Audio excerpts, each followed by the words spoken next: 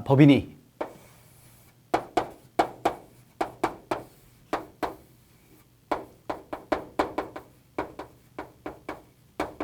특수환경에게 자금을 대여했을 때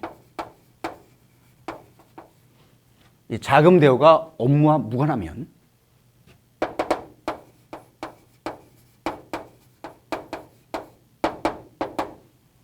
이 법인의 차입금이 있겠죠. 차입금.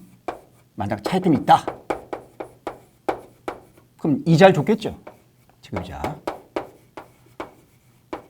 이 지급이자 중에서 일정한 금액을 송금 부인하는 겁니다. 왜? 정부 입장은 왜 업무와 무관한데 돈을 쓰냐?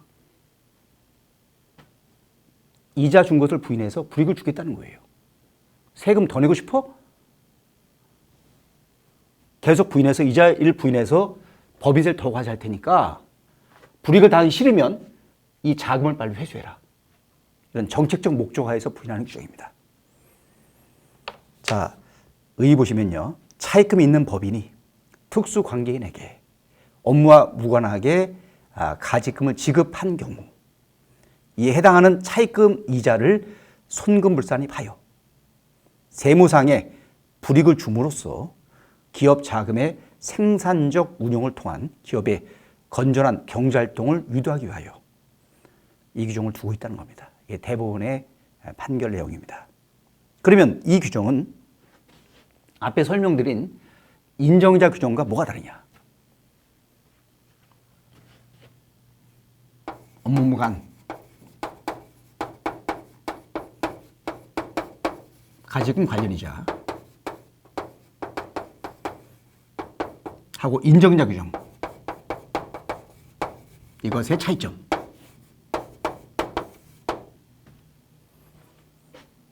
첫째, 이 이자 부인 규정은 관련이자 송부산입 규정은 송부산입. 이 규정은 업무 무관할 때만 적용합니다. 그러나 인정이자는 업무 관련된 대여도 적용 대상이에요.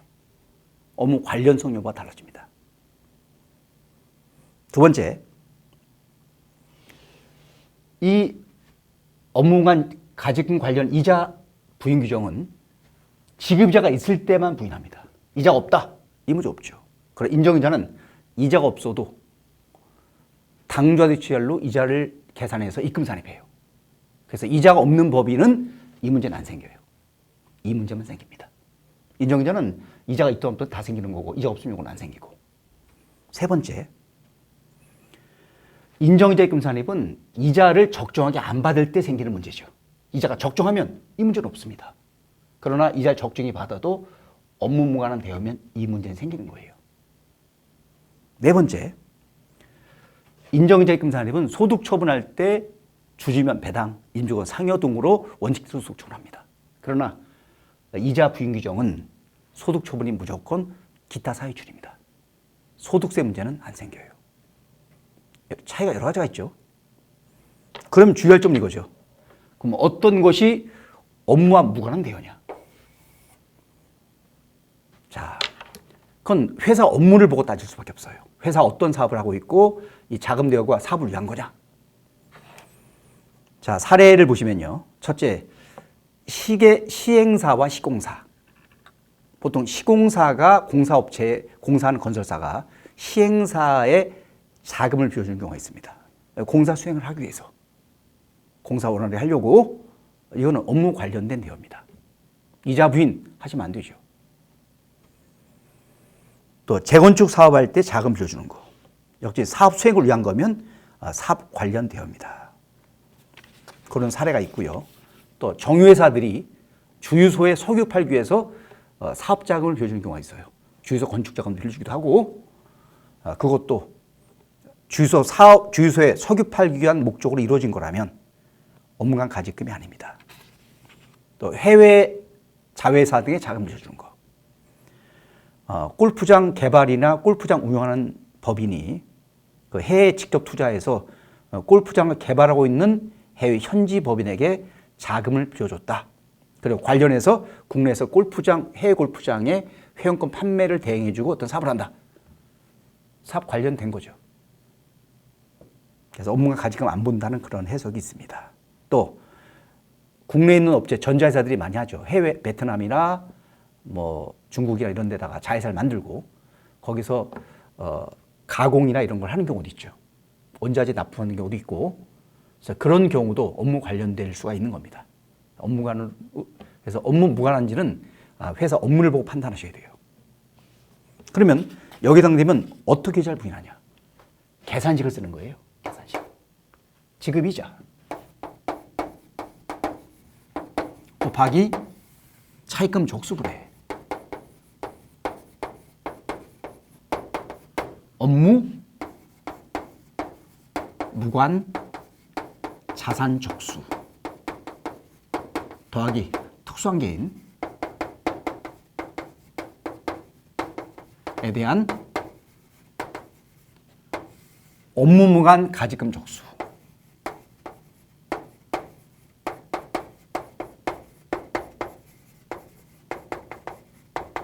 이 계산식을 쓰죠. 이자 얼마 나오면 이 금액을 송금불산임, 기타 사유이출 이렇게 계산합니다. 또 하나 주의할 점은 이 분자는 분모를 넘을 수 없는 겁니다. 이거는 100분의 100의 한도예요. 100분의 100을 넘어가면 이자보다 더 큰 게 나오죠. 이건 이자 부인 공식이기 때문에 이자보다 더 큰 금액이 나오면 안 됩니다. 또 하나 이 이자라는 개념은 이자 부인을 순서대로 해요. 채권자 불량 사채이자, 비실명 채권주권이자, 건설자금이자, 이 마지막 네 번째 순서입니다. 선부인한 거 다 빼세요. 선부인한 걸 또 넣으면 이중부인 당합니다. 다 빼고 잔액을 넣는 거예요. 그럼 여기서 지급자가 뭐냐? 이거. 이자로 보는 거 넣는 거죠. 첫째, 어음 할인. 차익 거래입니까? 이자예요. 매각 거래예요? 그건 채권 처분 손실이에요. 넣지 마세요. 리스, 금융 리스와 운용 리스가 있죠. 금융 리스, 그건 이자 있는 겁니다. 운용 리스, 이자 아니죠. 임차료입니다. K-IFRS가 리스 기준이 바뀌었죠. 바뀌어서 이제 임차인들은 운용 리스와 금융 리스 구분 없이 전부 다 리스 사용권 자산 잡습니다. 잡고 이자도 잡죠. 그러나 세법은 아직 그런 기준이 없습니다. 또 오늘 발표된 세법 개정안을 보니까 세법은 종전대로 한다는 발표가 있었습니다. 그래서 회계에 따라 처리해도 세무 조정을 하셔야 되는 걸로 지금 생각이 듭니다. 그래서 여러분들은 일단 리스는 종전대로 생각하시는 게 좋을 것 같아요. 금융리스, 운용리스 구분해서 임차인들은 금융리스면 차입해서 산 것과 똑같고 운용리스면 그것은 자산 빌려 쓰는 것과 똑같고 이렇게 보시는 게 세무상 그렇게 보셔야 될 것 같습니다. 그리고 사채 할인 발행 차감 상각 이자입니다. 현할차 상각 이자로 안 봐요. 그 다음에 전환사채 만기 보유자에게 주는 상할증금 이자입니다. 그 다음에 회사 정리 관련해서 회생계 관련해서 면제받은 것 이자인데 이자 잡았다 면제받은 거예요. 이제 포함하는 겁니다. 연지급 수입이자 이자를 안 봐요. 구매자금 대출이자 정책자금입니다. 정책자금 사용을 권장하기 위해서 이자 부인을 하지 않는 겁니다. 지급보증료, 신용보증료, 지급수수료 이자로 안 봅니다. 조기상환 수수료 이자 아니에요. 그 다음에 금융기관 등이 차입한 일정한 이자들 해서 가나다라 쭉 나오죠. 읽어보시기 바랍니다. 또 하나 K-IFRS에서는 상환 우선주나 신종 자본주권 이자는 실질에 따라 처리합니다. 실질상 그것이 차입금이냐 자본이냐에 따라 구분하죠. 그래서 상환 우선주인 경우도 국제기준에서는 그것이 차입금 성격이면 이자 비용을 잡습니다. 그러나 세법에서는 아니에요. 세법은 법 형식을 중시합니다. 상환 우선주의 배당은 배당금 이자를 안 봐요. 세무상은 배당금입니다. 따라서 이자를 안 보기 때문에 송금 불산입하고 여기 계산이 안 넣는 거죠. 신종 자본증권 이자. 세법은 이자로 보는 거죠. 이건 회사채 성격이죠. 그래서 회계에서는 이걸 자본으로 볼 수 있지만 세무상은 법 형식을 중시하기 때문에 그것은 자본으로 봅니다. 따라서 그 관련 이자는 이자인 거죠. 세무상은. 그 다음에 차입금 적수계산. 차입금 매일 잔액을 더한 게 적수죠. 또는 역산법 계산도 가능합니다. 역산법. 이 지급이자를 계산해서 이자 나누기 이자율 곱하기 365. 역산법. 그래서 지급이자 가지고 차입금 적수 역산하는 방법. 자, 지급이자 나누기 연이자율. 하면 뭐가 되죠? 예를 들어 이자가 100만 원이에요. 이자율이 10%다. 100만 원 나누기 10%. 1000만 원이에요. 그게 뭔가요? 연 평균 차입금. 매일매일 차입금이 1000만 원씩 있다면 적수는 곱하기 365죠. 지급이자 나누기 이자율 곱하기 365. 요 계산이죠. 그 다음에 특수한계인 업무간 가지금. 적수 계산. 앞에와 똑같아요. 앞에 인정인증 설명드렸죠. 동일한 사람에 대한 가집과 가수 함께 있습니까? 상기하세요.